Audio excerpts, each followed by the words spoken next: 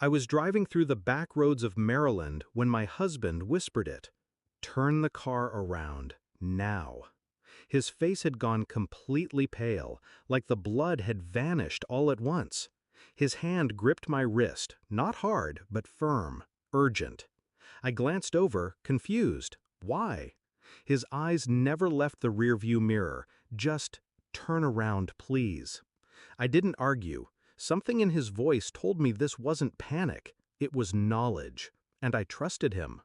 I pulled into a church parking lot, reversed the car, and took us the long way back. We never made it to the family reunion. We never spoke about it on the drive home either. But I knew something shifted that day. And a week later, I found out exactly what. A year before that, I would have sworn my family was the kind you'd envy. Laughter at the table, endless texts from mom, surprise visits from dad with pastries and his booming voice announcing, "You still like raspberry cream, right?" And then I married Nick. He was observant, quiet in crowds, razor sharp in one-on-ones. I used to tease that he was a human lie detector. He never laughed when I said it. At first, my parents loved him. "He's grounded," my mom had said after meeting him the second time, "not flashy, stable, you need that." But somewhere after our engagement, things shifted. Phone calls from my mom got shorter, dad became distracted during visits. Their questions about Nick grew sharper, wrapped in politeness but laced with suspicion. "Is he working yet? You're sure he's not controlling? You look tired lately." They never accused, but the judgment was thick enough to cut with a knife. I brushed it off as overprotectiveness. Then came the Sunday dinner. I made my family's lasagna from scratch. Took hours. Lit candles. Played old jazz like Dad liked. I wanted peace. They showed up 40 minutes late, already annoyed. My mom looked around like she was searching for something to criticize. My dad asked Nick to get him a drink from the kitchen, and when Nick left, I saw my dad slip something under the couch cushion. That was the first time I felt cold around them. Later, after they left, Nick pulled out a tiny voice recorder from under the cushion. "Do you want to hear it?" he asked. I didn't, but I did. My dad's voice.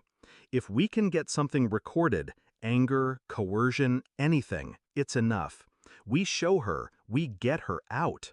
My mother replied, "We only need her to doubt him. We just need a wedge." My legs went weak. Nick didn't say, "I told you so." He just turned it off. I didn't sleep that night. That's when I started watching them. 6 months of calculated observation. I never confronted. I never hinted I knew.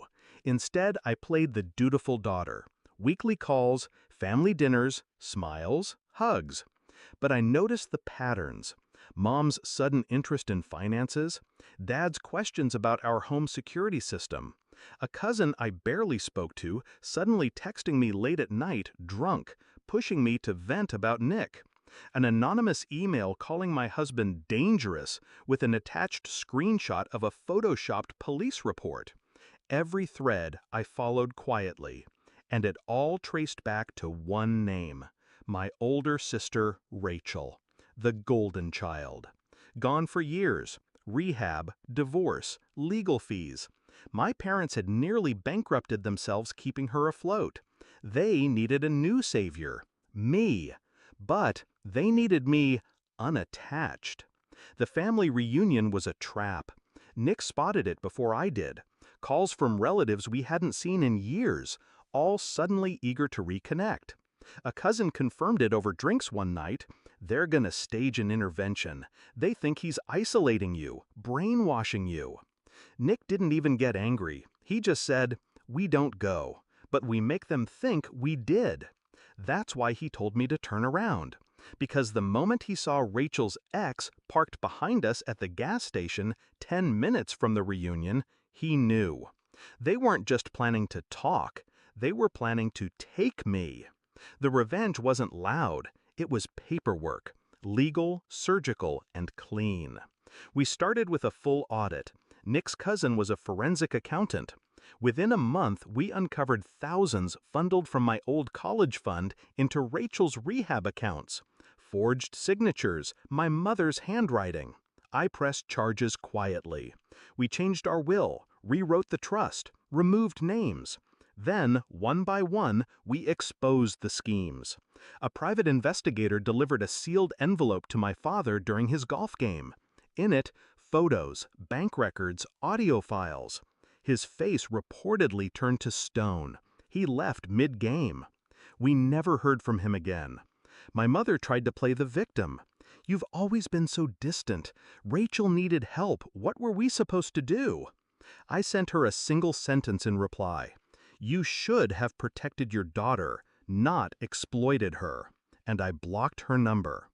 The house is quiet now. Nick's asleep beside me as I write this. Sometimes I wonder what